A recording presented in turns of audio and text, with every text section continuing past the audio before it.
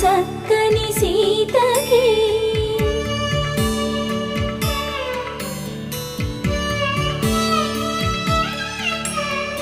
ఎర్ర జాబిలి చేయి రాముడేడని అడుగుతుంటే చూడలేదని పెదవి చెప్పే చెప్పలేమని కనులు చెప్పే నల్ల పూసై